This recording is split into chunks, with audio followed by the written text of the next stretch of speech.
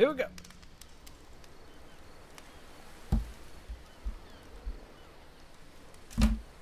Audio's on, yep. It's on. Ah, sweet.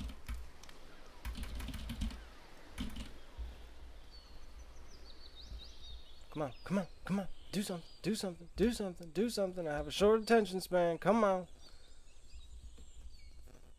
Hi there. Hi. Thank you very much for playing The Beginner's Guide. I'm super excited. My name is Davey Reedon.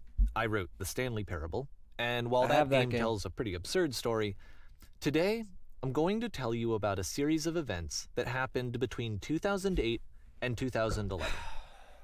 Okay. We're going to look at the games made by a friend of mine named Coda. Now, these games mean a lot to me. I met Coda in early 2009 at a time when I was really struggling with some personal stuff. Oh my God. And his yeah, work great. pointed me in a very powerful direction. I found it to be a good reference point for the kinds of creative works that I wanted to make. Great. So just to start you off, this is, I think, the first game he ever made. It's a level for Counter-Strike. You can walk around here, by the way. Oh, sweet. And mostly it's just Coda learning the basics of building a 3D environment. Great. But what I like is that even though he starts from the simple aesthetic of a desert town, he then scatters these colorful abstract blobs and impossible floating crates around the level. And of course, it destroys the illusion that this actually is a desert town, and instead this level becomes a kind of calling card from its creator. It's like a reminder that this video game was constructed by a real person.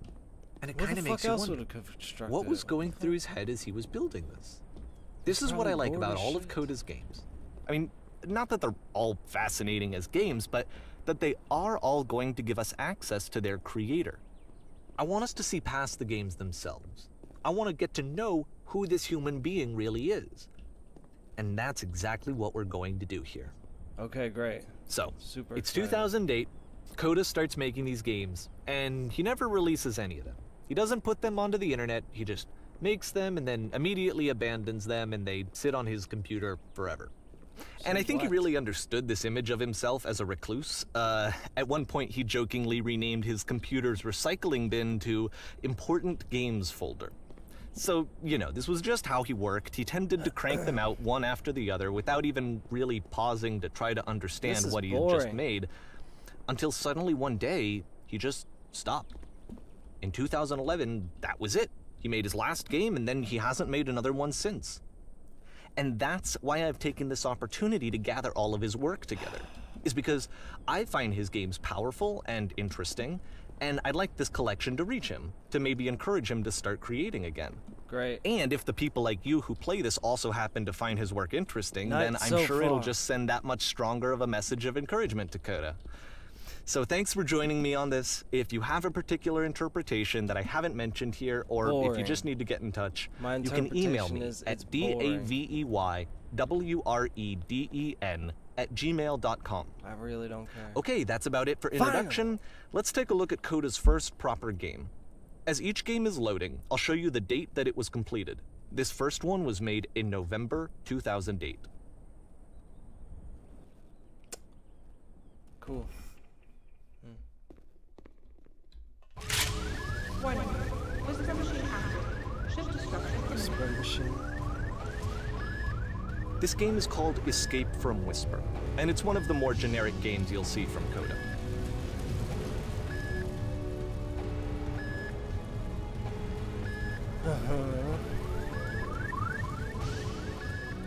You can click to fire the gun. No sound.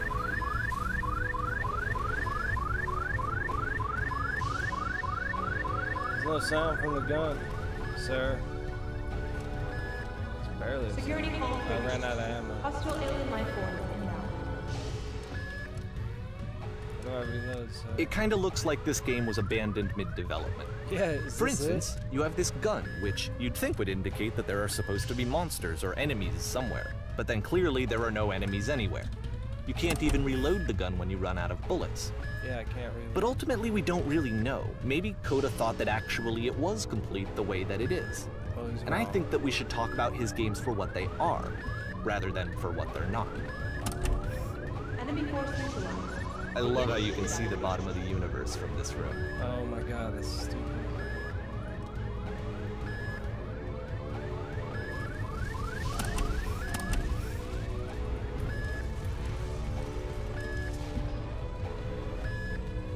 apparently this space station has a labyrinth on it. Sure, I don't know. There's really no reason for it that I've ever been able to discern, so in the interest of time, I'm just gonna skip you on past it. Okay, this is the part that's interesting. The game has this narrative about the whisper machine and how it has to be turned off, and then you get to the engine room. Hey, you there, in the engine room. You could save us all. That beam is powering a whisper machine. We could disrupt it by introducing a great enough heat signature.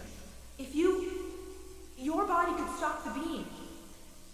It's so much to ask, but for all of our lives, would you do it? Could you give yourself? Sure, I don't care.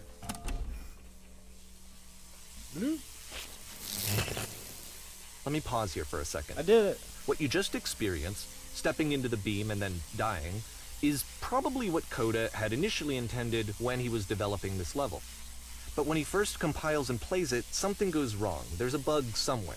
And this is what happens instead.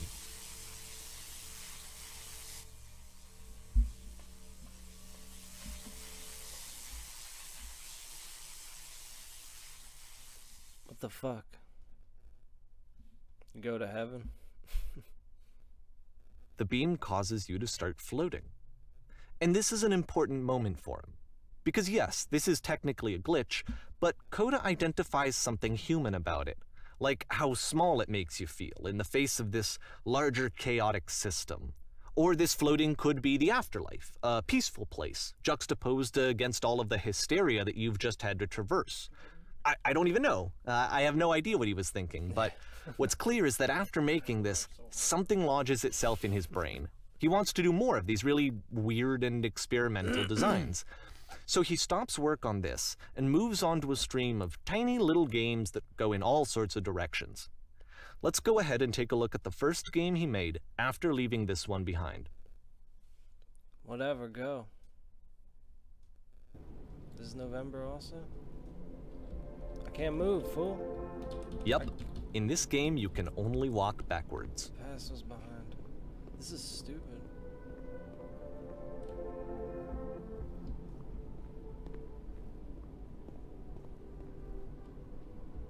So it's a short and relatively minimalist experiment combining motion and narrative. It is less advanced than the previous game, but actually it seems to be more focused, more complete. Coda's trying to give it a unique voice rather than simply basing it on a pre-existing trope.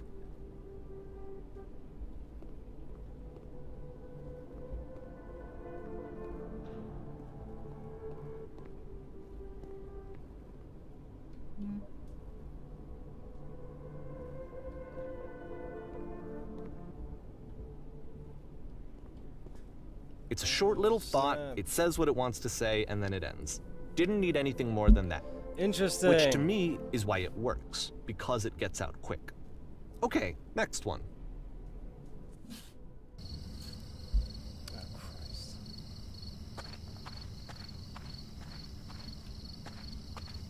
You are now entering Shitland.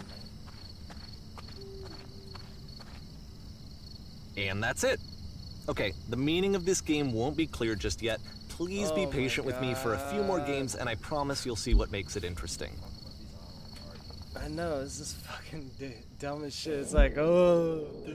Oftentimes, Coda would put bizarre titles like this one at the start of his games. Yeah, exactly. I wish I'd known him at the time that he was making these early games. He would really only talk to me about his work as he was making it. Once he stopped work on a game, like, that was it. It was dead to him. And I don't agree with that at all, but what are you gonna do?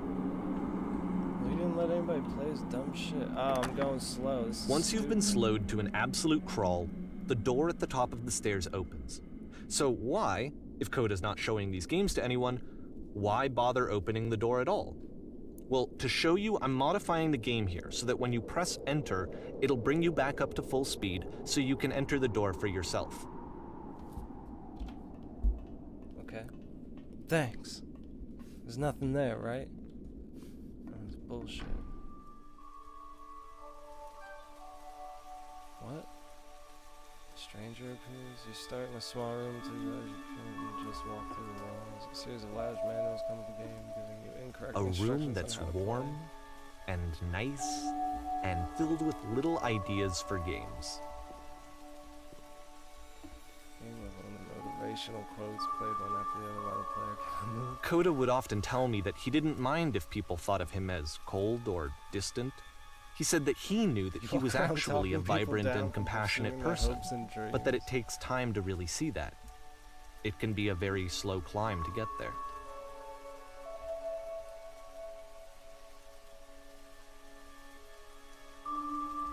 Your queen dusting your jewelry while your kingdom is destroyed.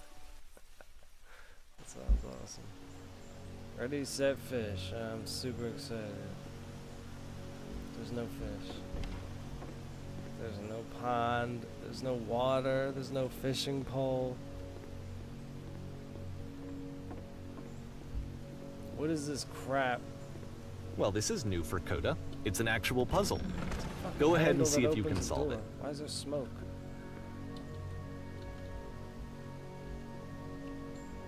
Christ.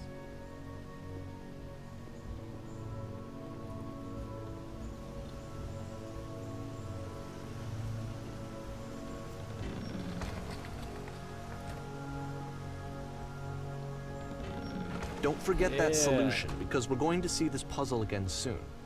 We're gonna see it a lot. Great, I'm super excited about that. Where's the fish? I thought this was a fishing game. So that seems to be it, right? What the? You walk down a corridor, you solve a puzzle, you get to the end. Simple enough. Yeah, boring. Alright, now I'm going to modify the game again so that when you press enter, it'll remove all of the walls from this room.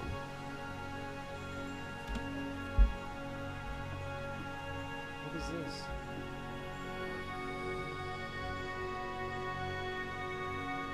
How about that? There was more to it than we had any way of knowing. Well, I actually find it funny that this game comes after the stairs game, since they essentially convey the opposite idea.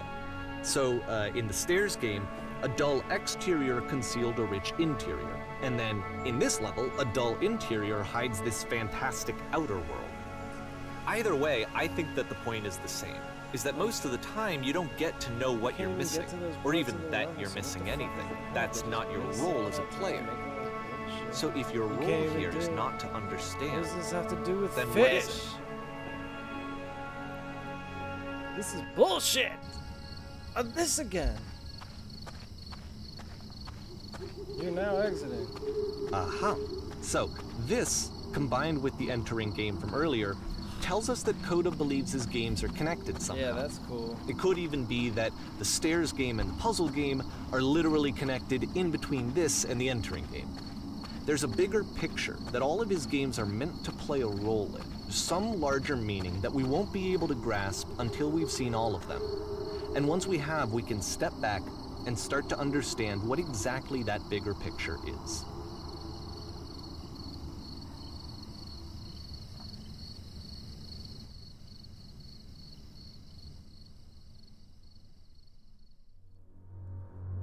What the fuck?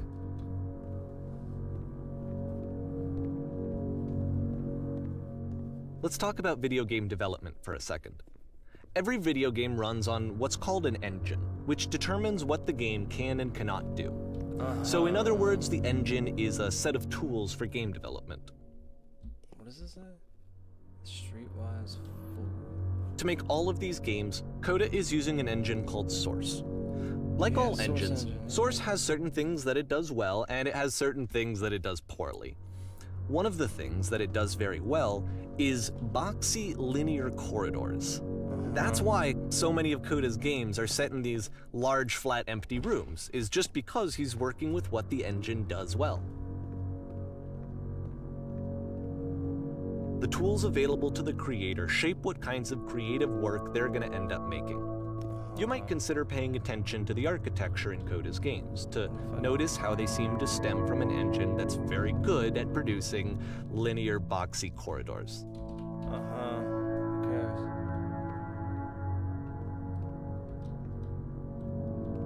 The fuck is the point? Uh-oh. Damn.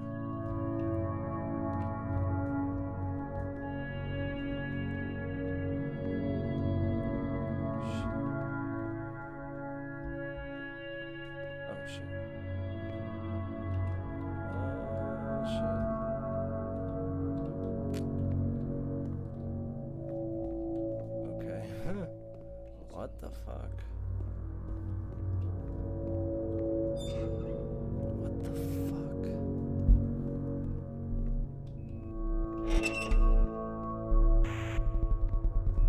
Is it a prison or something?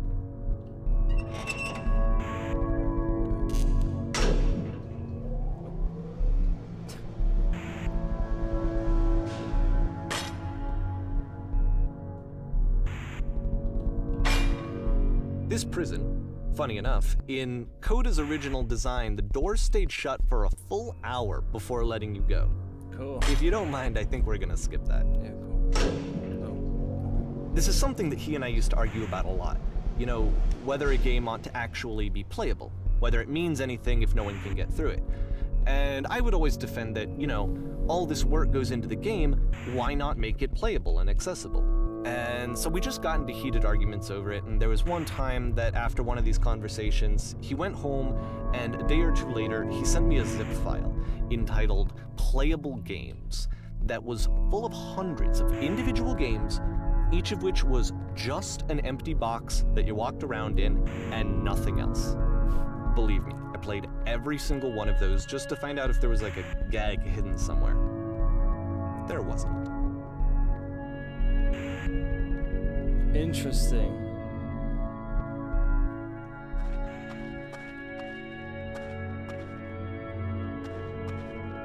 It's the puzzle again, with the exact same solution as the last time. There's still no clear indication of what makes this puzzle so special that Coda is going to return to it over and over. But I promise I'll share with you my interpretation very shortly. Because it's easy.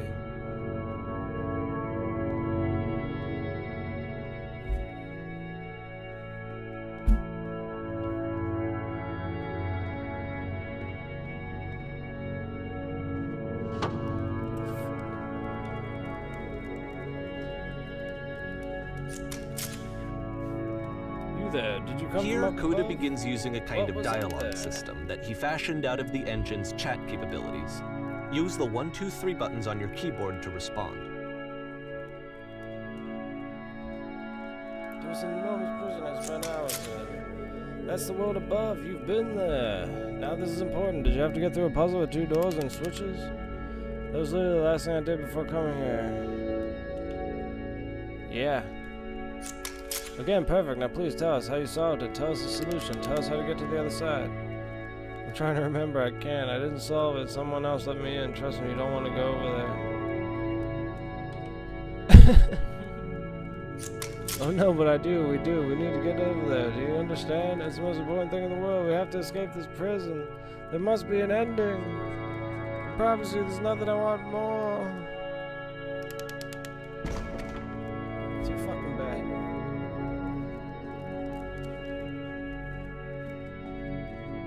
Oh, for fuck's sake. What? Hello, how'd you get here? Was there a puzzle you had to pass through? No, I've been right here this whole time.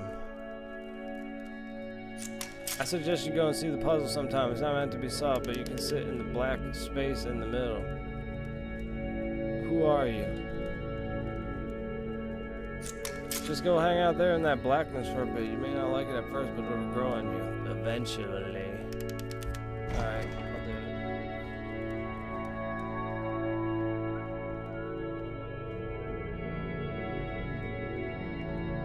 And so we make one last descent down to the final floor of the level.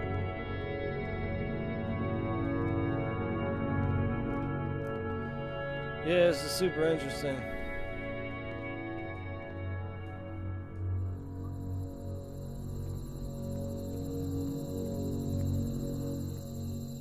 This is nice. It's a lamppost. Star in the sky. Okay, I can't tell you quite why, but for some reason, Coda fixates on this lamppost. It's going to appear at the end of every single one of his games from here on out. So what? I'll tell you what I think.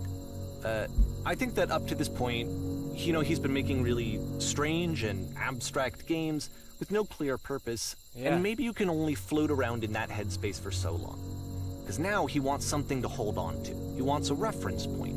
He He wants the work to be leading to something. He wants a destination, which is what this lamppost is. It's a destination.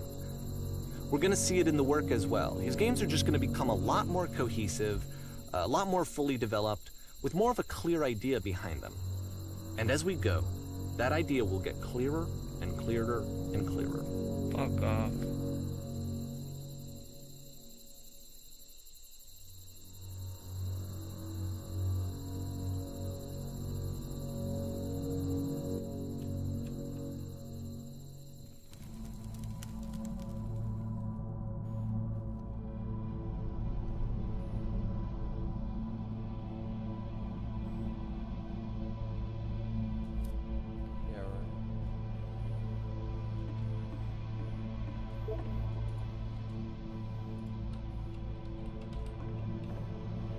Nice room. Nah. How do I leave a note?